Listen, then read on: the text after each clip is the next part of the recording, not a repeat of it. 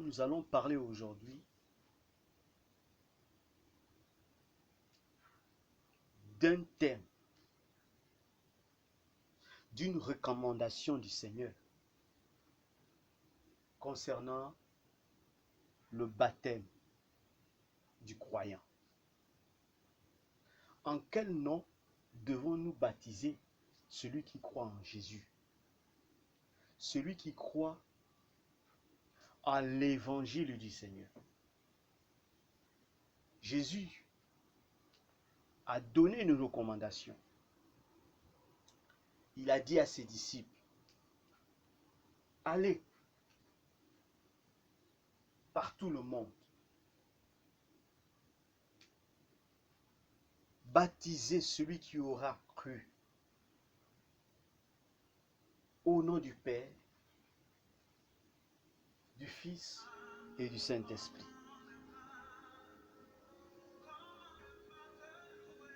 Cela est une recommandation.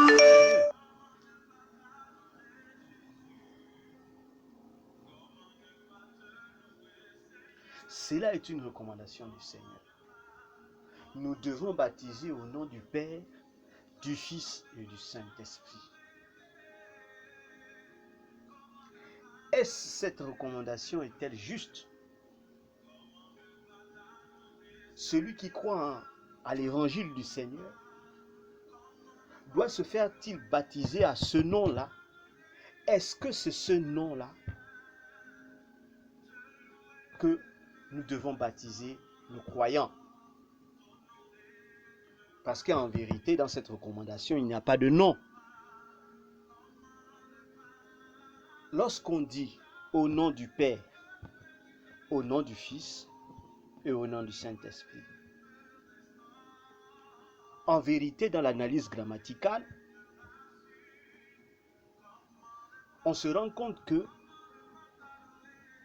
il n'y a aucun nom qui a été donné.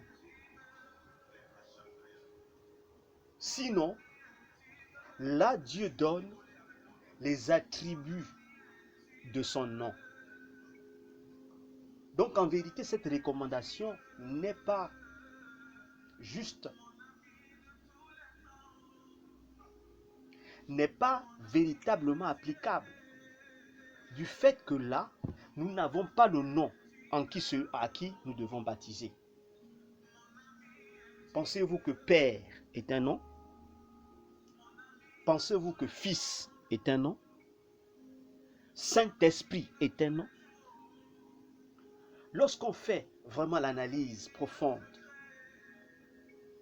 de cette recommandation, on se rend compte que Dieu révèle la nature de son esprit, les attributs de son esprit.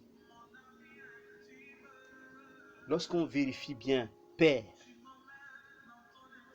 dans son explication et sa signification, une personne peut être définie comme étant Père, même dans le monde scientifique, par exemple, un grand scientifique qui a été le premier à avoir conçu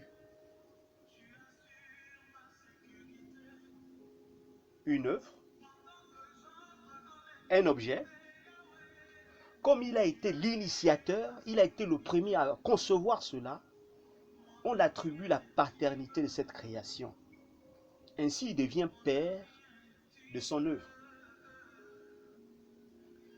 Donc, quand on regarde, Dieu donne la recommandation au travers des attributs de son nom en disant à ses disciples, allez-y de partout le monde, baptisez-les au nom du Père, du Fils et du Saint-Esprit. Mais en vérité, il n'y a pas de nom qu'il a donné. Il a révélé les attributs de son nom, les dispensations que Dieu a occupées dans la réalisation de son œuvre. Parce qu'au début, Dieu s'est défini comme étant Père. Pourquoi?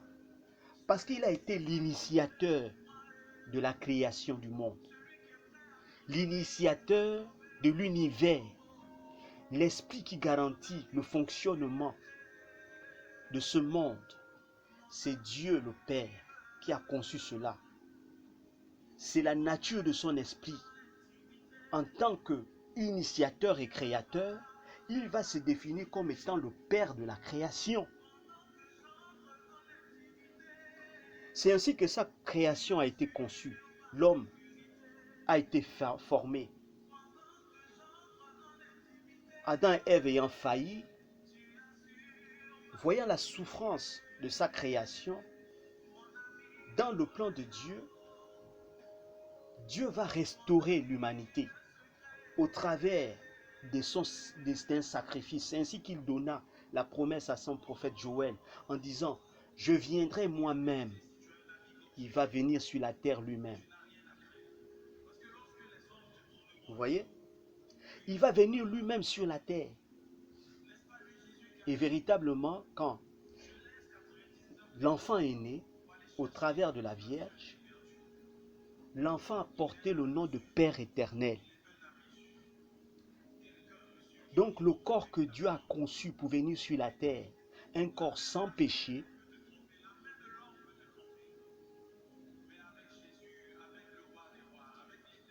Dieu a habité dans ce corps pour accomplir son œuvre, car il s'agissait de la restauration de sa création.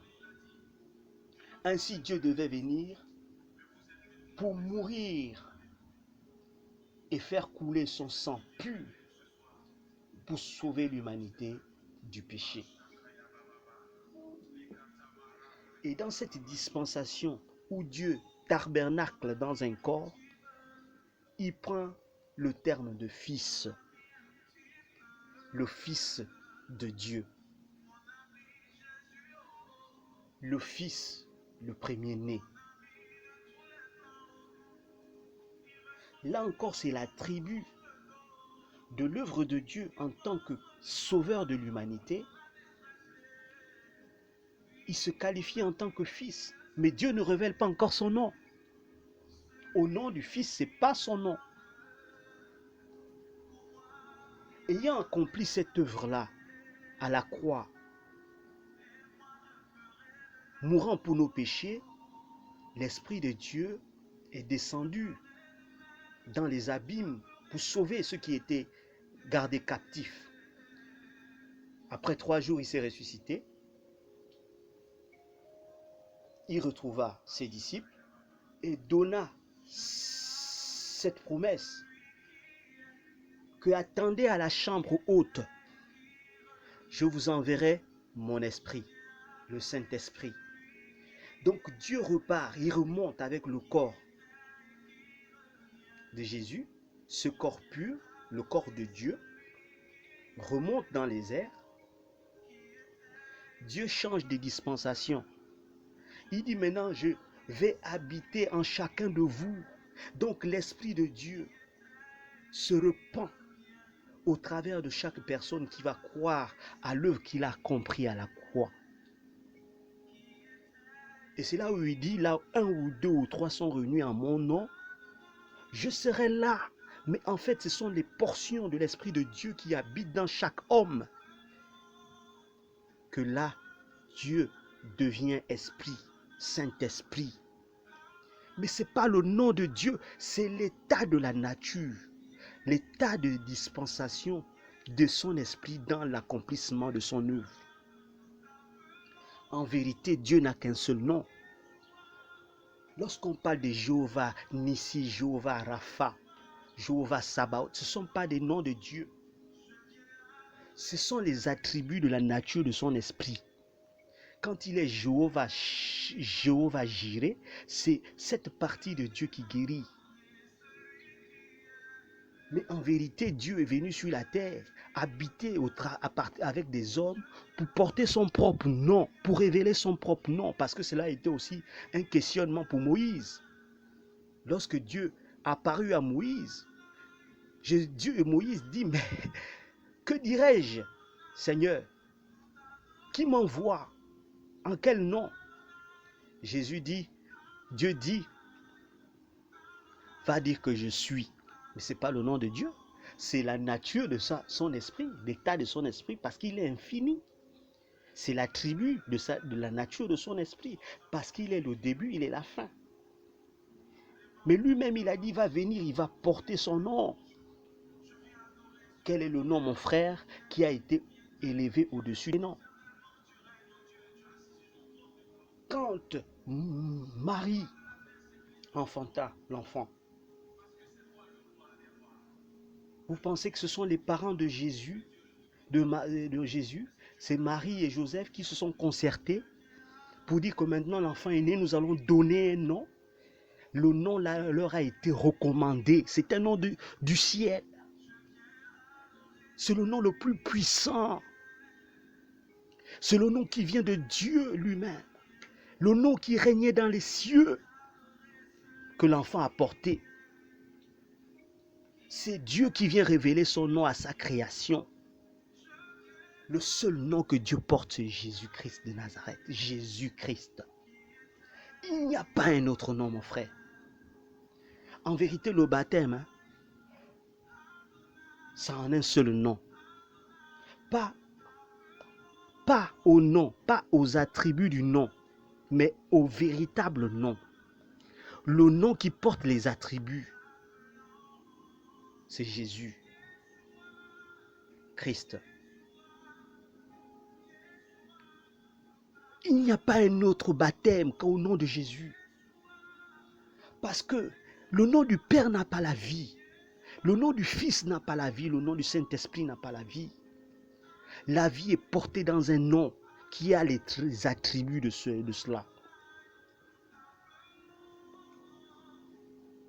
Vous voyez, Dieu vient au travers d'un corps habité parmi les hommes pour révéler à la nature entière son véritable nom.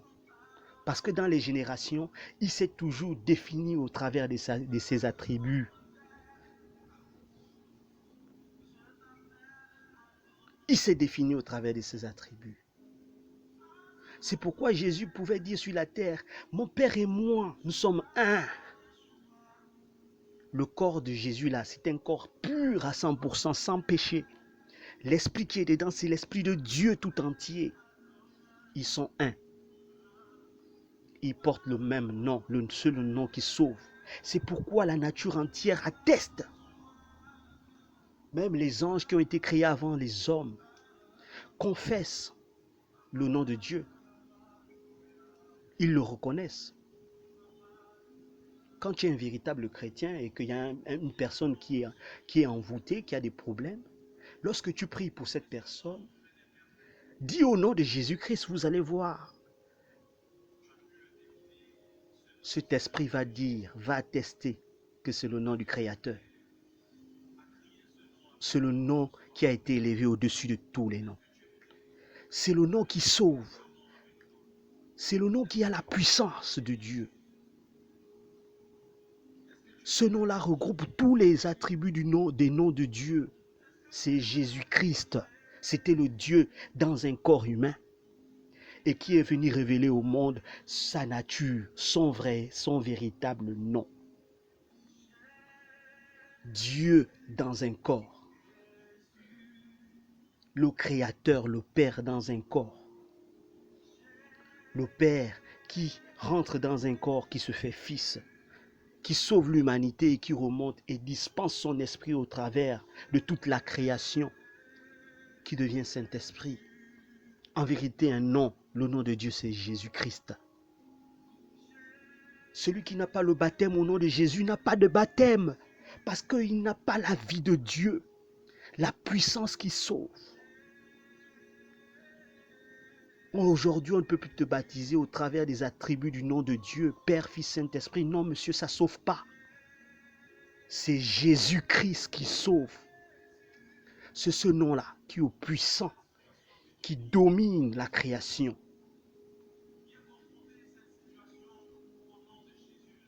Voilà la recommandation du Seigneur.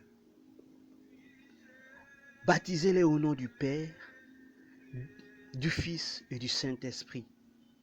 Baptisez-les au nom de celui qui a créé l'univers, qui est le Père de la création de l'univers, celui qui est l'initiateur de la vie sur la terre, dans les cieux, partout dans l'univers, celui qui est le premier à avoir conçu Baptisez-les en ce nom. Baptisez-les au nom du Fils, celui qui est venu sauver l'humanité. Comme je vous avais promis que je viendrais moi-même, j'ai porté un corps. J'ai fait couler mon sang pour vous sauver du péché. C'est moi-même qui ai fait cela. Et c'est Dieu qui vient dans un corps, qui dit Fils. Et celui qui ressuscite le troisième jour, il remonte. Et là,